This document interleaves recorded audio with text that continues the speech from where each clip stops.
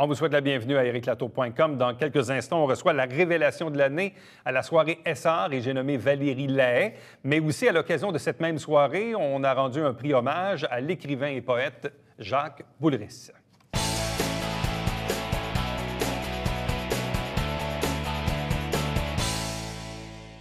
Le 25 novembre dernier se tenait la soirée Essar au Centre culturel à Saint-Jean-sur-Richelieu. Ça fait quelques années maintenant qu'on a cette soirée, question de rendre hommage à certains artistes du milieu, également prix de la révélation de l'année. D'ailleurs, on va recevoir dans quelques instants Valérie Lahaye. Mais d'abord, celui qui a reçu le prix hommage, c'est Jacques Boulris. Bonsoir, bienvenue, félicitations. Merci, Éric. Merci, bonsoir. Un vieux sage m'a déjà dit... Pas un vieux singe. Non, un vieux sage. Un vieux sage m'a déjà dit, et je vais le paraphraser, c'est Renel Bouchard, qui était bien sûr directeur général du Canada français. Quelques années, Renel a reçu un prix de la Chambre de commerce, le prix hommage. Oui. Et Renel m'avait dit, quand on reçoit un prix hommage, c'est donc dire qu'il en reste moins qu'il en reste. Ouais. C'est plus en fin qu'en début de carrière. Oui. Je ne sais pas, vous, comment vous vous sentez par rapport à ça? Mais c'est curieux, parce que c'est la réalité, effectivement. On reçoit un prix hommage. J'aurai 70 ans au mois d'août prochain. Probablement que j'en ai pas autant à faire encore.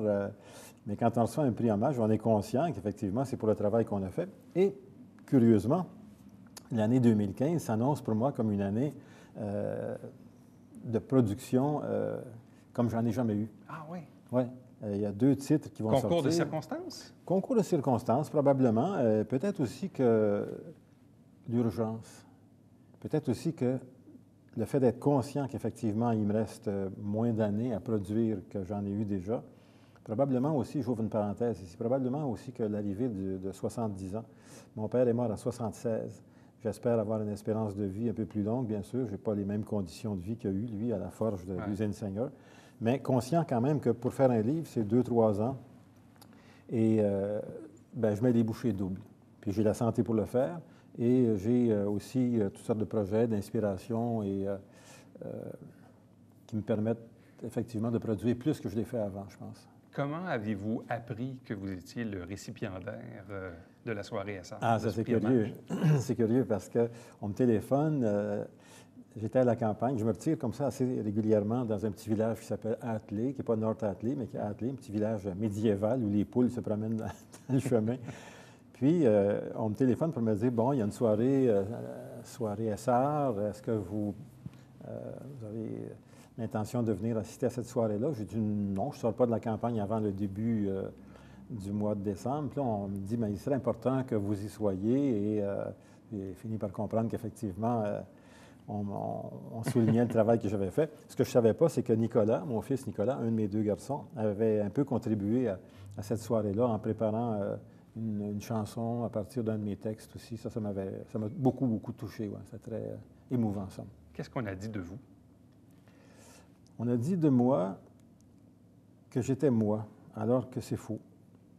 Quand on est jeune, des fois, ça arrive qu'on arrive à se prendre pour un autre. Puis quand on est un peu plus vieux, on ne se prend pas pour un autre, on se prend pour tous les autres. C'est-à-dire que j'avais l'impression qu'on parlait de quelqu'un qui était à la fois tous ceux que j'ai côtoyés, qui ont fait que ma vie est devenue ce qu'elle est devenue.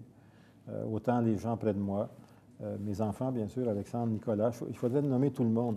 Et les gens, même qu'on croise parfois, tu sais, Tigus, que personne ne connaît peut-être maintenant, Tigus qui s'occupait de la patinoire, et puis, bon, bien, Tigus, il est un peu là quelque part, parce que j'ai connu cet homme-là, Burger, tu sais. Ouais. Bon, bien, il a fait de moi ce que je suis parce que quand on se rencontrait, quand on se voyait, et dans sa sagesse, et dans sa folie, et dans son délire, et dans mon délire, de sorte que je ne me prends pas pour quelqu'un d'autre, je me prends pour tous les autres. De sorte qu'il me parlait, puis j'avais l'impression que je devais dire merci à tout le monde, dans le fond.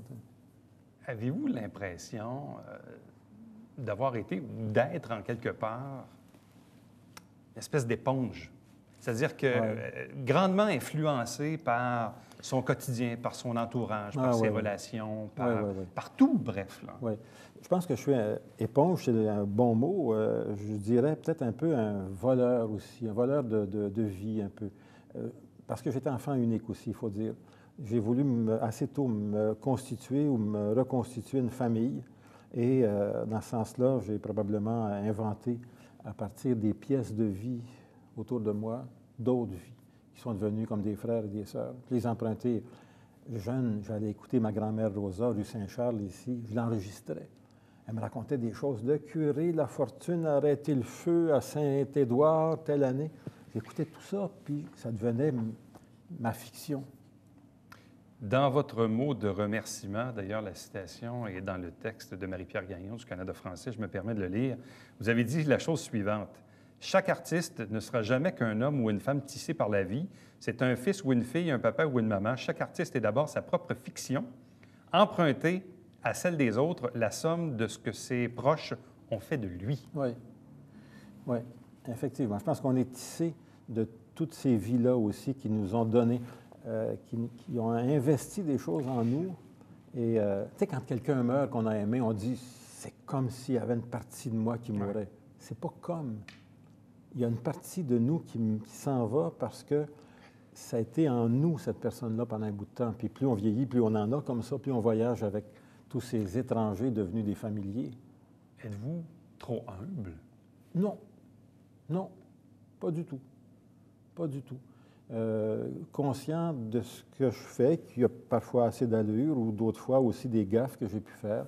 Non, je ne pense pas d'être quelqu'un qui est humble, pas du tout. J'aime beaucoup l'attitude, je parle souvent de mes enfants, mais je les aime, mes gars, hein, Alexandre et Nicolas. Souvent, Alexandre et Nico vont dire, je ne suis pas le meilleur, mais je fais ce que je peux dans mon domaine. Ouais. Puis ça, je trouve que c'est une bonne attitude. On met l'épaule à la roue, puis moi, j'écris comme je peux écrire avec tout ce qu'on m'a donné. Ouais. Puis il y en a de meilleurs que moi, puis c'est pas grave. Moi, je suis tous les autres. Mais vous reconnaissez quand même avoir un certain talent. Oui, oui. Puis j'essaie sans tourner à l'image biblique, j'essaie de les retourner comme je peux. Même maintenant, chaque semaine dans le Canada français, c'est un peu ce que j'essaie de faire. Au début, je disais, voyez-vous, quand Renel et puis Gilles aussi, Michel Faneuf aussi est impliqué là-dedans, quand on m'a téléphoné pour me dire, est-ce que vous accepteriez une chronique? J'ai commencé par faire le dessin d'une voiturette que j'utilisais quand je venais au marché ici le samedi, puis que je disais aux gens, pour 10 sous, je peux aller conduire les choses chez vous, parce que dans ma voiture, il y a tout ça, toute la vie qui s'est passée à Saint-Jean et ailleurs, puis j'essaye chaque semaine de vider un peu ma voiturette en donnant aux gens un peu. Ouais. Quels ont été les moments forts de votre carrière? Je parle un peu au passé parce que la carrière n'est pas terminée, mais disons, à ses débuts jusqu'à aujourd'hui, quels ont été les faits saillants? Il y a toujours un professeur d'abord qui nous apprend quelque chose, qui nous révèle à nous-mêmes aussi. Il y a eu un monsieur qui s'est appelé Jean-Paul Plante. Il y a très longtemps de ça, c'était en versification. J'étais au séminaire ici. Je vais raconter rapidement une anecdote. Il remplace un professeur qui était un curé, qui nous enseignait la littérature au Moyen Âge, le lyrisme au Moyen Âge. C'était correct, mais sans plus. Et à un moment donné, le prof, ce curé-là, était malade. Il était remplacé par M. Jean-Paul Plante. Il est arrivé en classe avec son manteau qui ressemblait au film de Léoné, tu sais, puis un tourne-disque. Puis là, il dit, messieurs, parce qu'il n'y avait pas de filles à ce moment-là, messieurs, je vais vous faire écouter du lyrisme à l'état brut. Là, on se dit, ah non, pas encore les vieux textes du Moyen. Et là, il a fait jouer Elvis, Hound Dog. Puis il nous a expliqué en quoi c'était du lyrisme. Et ça a été comme, wow, si c'est ça l'enseignement, c'est ce que je veux faire. Il y a comme ça, des fois, des déclics ou des gens qui nous donnent le témoin, qui nous passent le témoin. Ça, c'est la carrière en enseignement. Oui.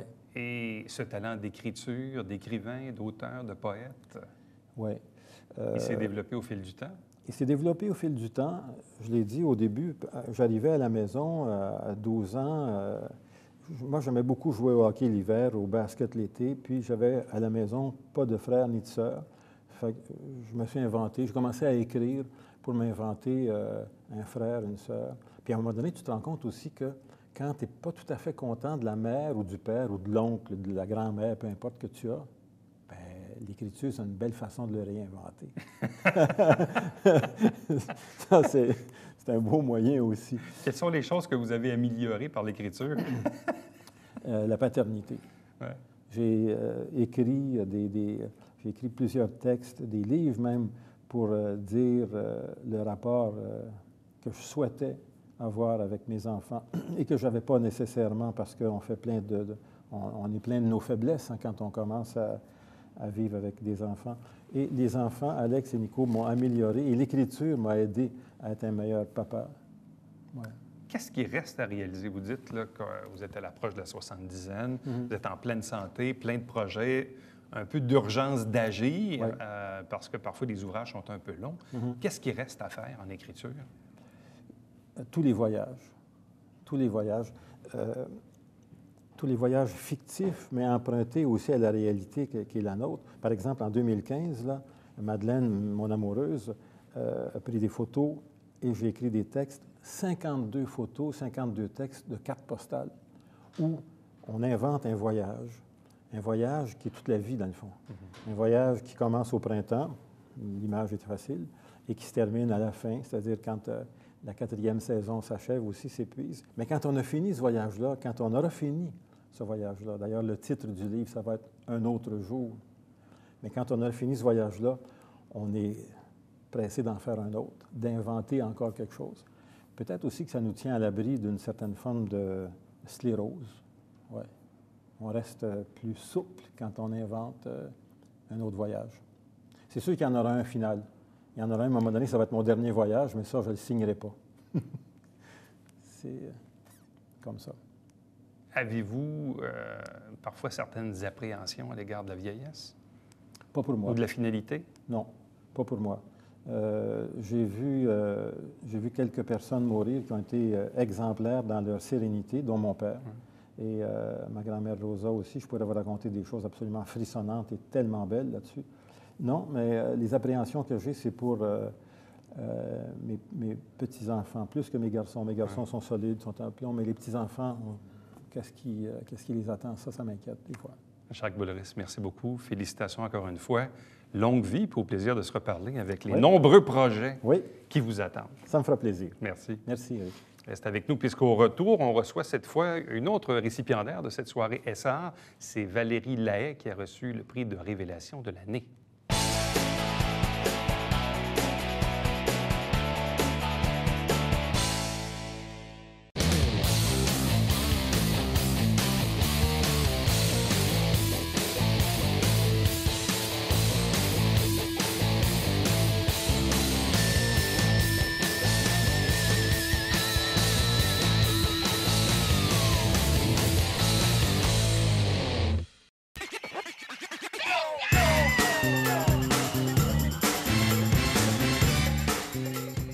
Divertir dans le confort de votre foyer. Télébingo, TVHR, tous les dimanches matins, 9h30, avec votre meneur de jeu, Alain Rameau. C'est un rendez-vous.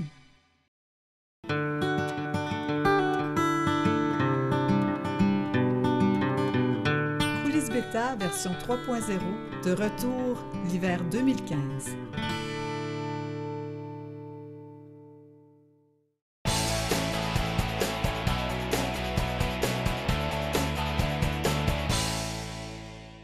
Elle a eu une année pour le moins chargée, remplie, très intéressante et vivifiante pour sa carrière d'artiste. Et j'ai nommé Valérie Lahaye. Bonsoir et bienvenue. Bonsoir. En plus de ça, honorée le 25 novembre dernier à l'occasion de la soirée Essar ici dans la région, en remportant, en fait, en étant hommagée, si on veut, de par le prix de la révélation de l'année. Mais en même temps, je pense que c'était le cas. Je pense que tu es la révélation de l'année. Mais en même temps, pour nous ici à Saint-Jean, je ne dirais pas que tu n'es pas une révélation, mais en même temps, on te connaissait déjà un peu, même beaucoup. Mais en même temps, je pense que c'est important que le milieu le reconnaisse officiellement. Moi, en tout cas, je le vois de cette façon-là. Toi, comment tu t'es senti à l'occasion de cette soirée-là? Bien, écoute, premièrement, quand on m'a annoncé que je gagnais le prix, je ne m'attendais vraiment pas à ça. Ça a été une surprise. On m'a appelé en me disant, bon... pour te féliciter, pour t'encourager à poursuivre. Tu sais, ça fait quand même... j'ai fait mes premiers shows à Saint-Jean, j'avais 9-10 ans, tu sais. Fait que ça fait déjà... Donc, ça fait bizarre d'être la révélation de l'année? Oui, mais en même temps, je te dirais que non, parce qu'il s'est passé tellement tellement de choses, de petits événements. Puis là avec 2014, là, ça vraiment, il y a plein de choses qui se sont concrétisées. Donc, cette soirée-là, ça a été l'occasion de dire merci à tous ceux qui m'ont soutenue depuis le début. Tu sais, tous ceux qui ont collaboré à mon projet en me donnant, bon, mes premiers contrats de spectacle, même tu sais, les journalistes, tout le monde qui essaie de m'épauler, qui essaie de faire en sorte que ce qui se passe dans ma carrière, finalement, ça grandisse. Donc, c'était une belle soirée, c'était une belle occasion pour moi de remercier. Écoute, il y avait des gens là que je n'avais pas vus depuis des années.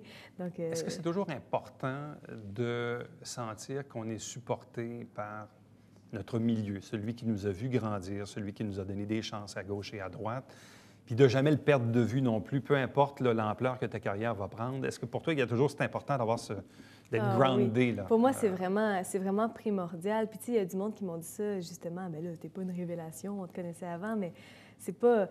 Tu sais, je m'en fous juste d'avoir eu cette reconnaissance-là. C'était vraiment un honneur. J'étais sincère, tu sais, quand je faisais quand je remerciais les gens de me l'avoir donné, parce que, tu sais, c'est un milieu dans lequel on se pose beaucoup de questions. Puis avec le temps, bon, j'étais enfant, j'ai passé mon adolescence là-dedans, je suis devenue adulte, il s'est passé plein de choses. J'ai eu mon premier album et après ça, j'ai sorti des EP.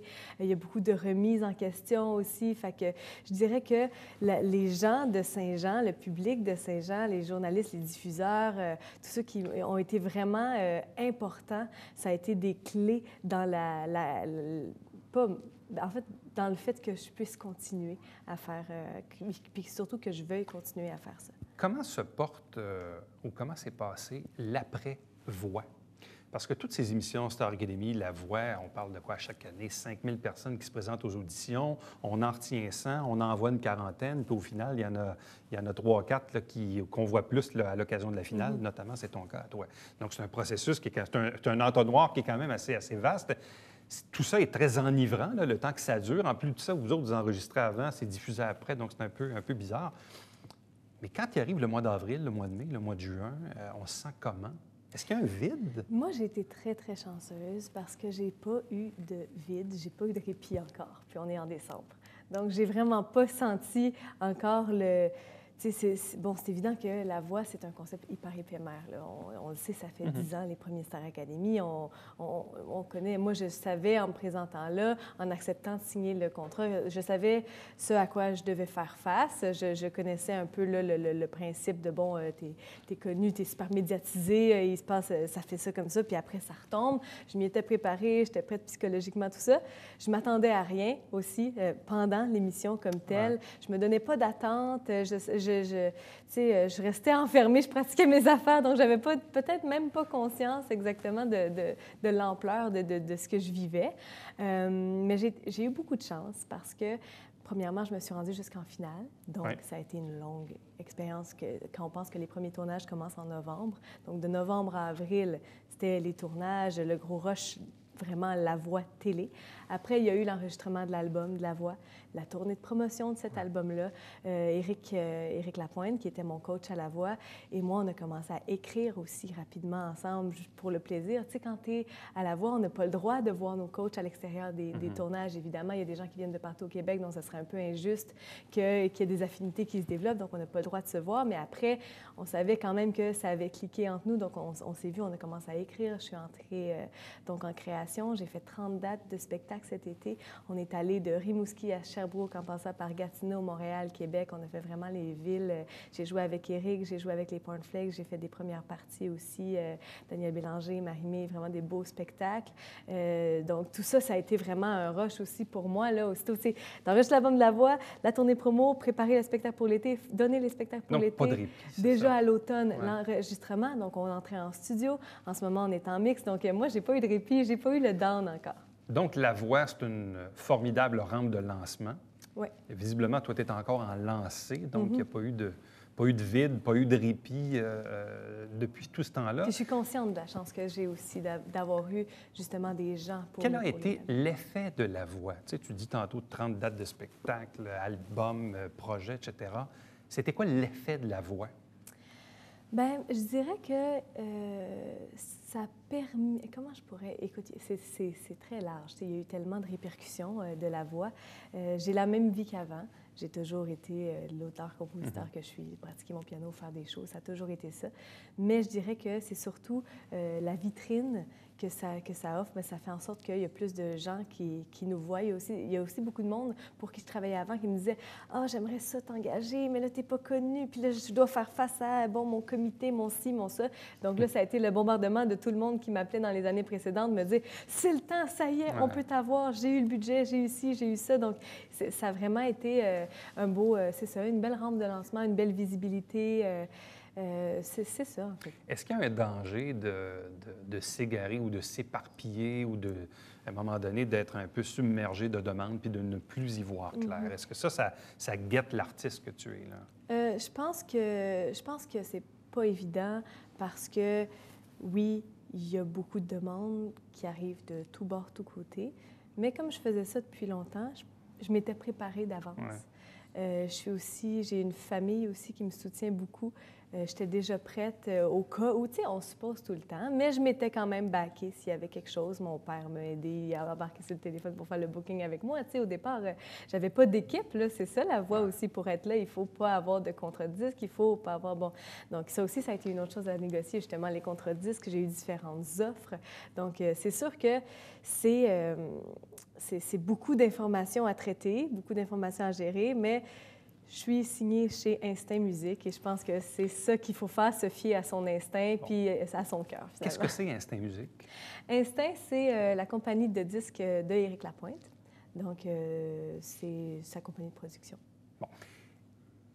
Quand tu disais tantôt, bon, oui, on peut être submergé de demandes, puis bon, jusqu'à tout récemment, tu gérais ça un peu tout seul ou avec l'aide de ta famille immédiate.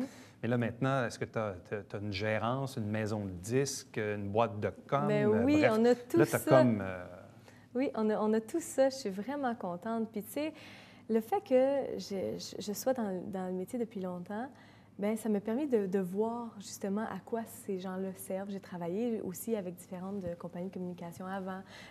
Donc, je gérais tout, oui, mais j'étais déjà quand même en lien avec des gens. Je savais déjà comment ça fonctionnait. Donc, c'est juste maintenant un plus pour moi, dans le fond, d'avoir toute cette aide-là. Ça a été une adaptation au début parce que moi, je suis habituée de tout diriger mes projets seule. Donc, quand mon gérant me disait « Toi, tu chantes puis tu joues du piano », je comprenais pas. J'étais comme « Non, mais là, est-ce que c'est correct? Est-ce que ça, c'est bien? Est-ce que tout est bien organisé? » Puis finalement, j'ai une équipe extraordinaire sur laquelle je peux vraiment compter. En quelque part, c'est un passage obligé. Bien oui, parce que, tu sais, ce que je gérais avant, oui, je gérais tout, mais j'avais pas autant de projets sur la table. Donc, maintenant, je pourrais même plus gérer ça. Est-ce que tu as l'impression vraiment d'avoir plus de temps pour te concentrer à ton travail d'auteur, compositeur, interprète? Oui, je pense que oui. Mais il faut que tu délaisses la partie business, logistique exact. auquel tu étais habitué de faire. C'est ça.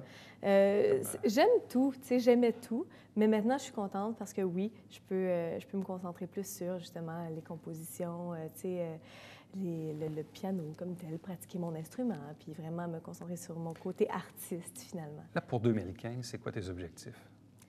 Il y en a plusieurs. Le premier, ça va être de sortir l'album. Donc, l'album qu'on a préparé depuis l'été. Hiver, printemps? Printemps. Donc, au mois de mars. Ensuite, il va y avoir une tournée. On va faire un arrêt à Saint-Jean. J'ai déjà la date, mais je pense que je ne peux pas la dire pour l'instant. Je dois attendre un peu, mais on va faire une belle tournée. Donc, c'est sûr que je vais me concentrer là-dessus. Il y a aussi des collaborations qui vont avoir lieu. J'ai plein de projets musicaux qui arrivent, qui vont se greffer à ça. On veut vraiment... Mon but, ça reste le même, tu sais. J'ai le même but de vie depuis que j'ai l'âge de 8 ans. Donc, c'est pas parce que j'ai une grosse équipe autour que ça va changer. Je suis exactement la même fille. Ma vie, je suis aussi occupée qu'avant. J'ai le même rythme de vie. C'est vraiment juste que maintenant, j'ai des gens qui sont là pour moi, puis une équipe différente. Donc, album au printemps, ouais. Probable tournée. Oui. En même temps, je présume que vous allez pousser aussi pour qu'il y ait un single qui passe à la radio, je oui, présume. Donc, exactement. ça aussi, il y a un exercice de lobby à faire de ce côté-là. Tout ce qui entoure l'album, donc les singles radio, le vidéoclip, la tournée de promotion, tournée de spectacle, tout ça, on est tout Est-ce que tu as préparé cet album-là avec justement je dirais pas la contrainte, mais on sait qu'aujourd'hui, bon, les radios commerciales sont ce qu'elles sont. Moi, je travaille dans le domaine depuis longtemps, je sais c'est quoi. Bon, il y a un format, il y a une durée, etc. Est-ce que tu as bâti des chansons en fonction de ça? Est-ce que tu t'adaptes au cadre qu'imposent les radios commerciales? Pas vraiment. Je ne l'ai jamais fait avant. J'ai pas eu le réflexe de le faire maintenant. Je travaille aussi dans une équipe. Tu sais, Éric, c'est pas quelqu'un qui... c'est pas un gars de faux semblants. C'est pas un gars qui va essayer de plaire. Il est ce qu'il est. Il est authentique. Je pense qu'il s'attend pas dénaturé de quelque s'attend pas façon de que ce soit, moi. là, Non, ça, c'est ça. Il s'attend pas de moi à ce que je devienne une petite pop star. C'est pas ce qu'il veut, tu sais. Lui, c'est tout le temps. Est-ce que toi t'aimes ça? Fais ce que t'aimes. Il m'a donné carte blanche. Qui est-ce qui a ça pour un album à une sortie de La Voix? Tu sais, qui est-ce qui peut avoir un contre-disque de la valeur de celui que j'ai? J'ai un très beau contrat avec quelqu'un qui est un producteur qui dit fais ce que tu veux. Je suis vraiment consciente de la chance que j'ai. C'est beaucoup de travail, mais en même temps, je ne m'attendais pas à avoir... Tu sais, je savais que j'avais travaillé pour. Il y a du monde qui me dit ça. Oui, mais Val, tu ne travailles pas. Oui, mais vraiment, j'ai eu de la chance. Il y a de la chance là-dedans. Sauf que là, on dit reste authentique. Oui. Puis, je veux dire, l'album, c'est toutes des musiques de moi. J'ai gardé exactement les mêmes collaborateurs qu'avant. J'ai pu... Tu sais, une compagnie de production peut t'obliger, travaille avec lui. Je te suggère fortement de travailler avec cette personne. Toi, t'es pas là. Non, je suis vraiment pas là. C'est vraiment un album qui me ressemble. Et en 2015, est-ce que tu as beaucoup de dates de spectacles qui sont déjà annoncées, je sais pas? Non, c'est pas annoncé encore. Annoncé? Ça va l'être autour de janvier-février. Je peux dire qu'on donne un spectacle près de Montréal pour casser le show. Je peux aussi dire que je vais être au Mexique, au show avec Éric. C'est là qu'on va faire la première. On va casser les tunes.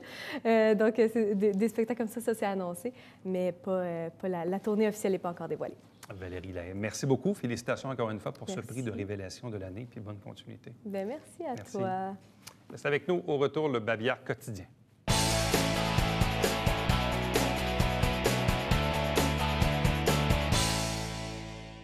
Après Noël, il faut bien sûr récupérer les sapins. Il y aura des collectes. Il y a 23 sites d'identifiés, plus les 2 écocentres, jusqu'au 11 janvier. Pour connaître la liste, sjsr.ca/sapin au pluriel. À chaque semaine, on vous présente des extraits du Conseil de ville. Vous avez la grille horaire. Ne manquez pas le télébingo. Il y a une pause, cependant, un seul dimanche de pause entre Noël et le jour de l'an. Par la suite, évidemment, il y a bien sûr des bingos. Tous les dimanches matins, 9h30 en direct. Et nous, bien sûr, on vous souhaite un joyeux temps des fêtes. On prend une petite pause de 3 semaines. On va vous présenter de bonnes entrevues durant le temps des fêtes et on vous revient de l'autre côté le 14 janvier. Bye bye.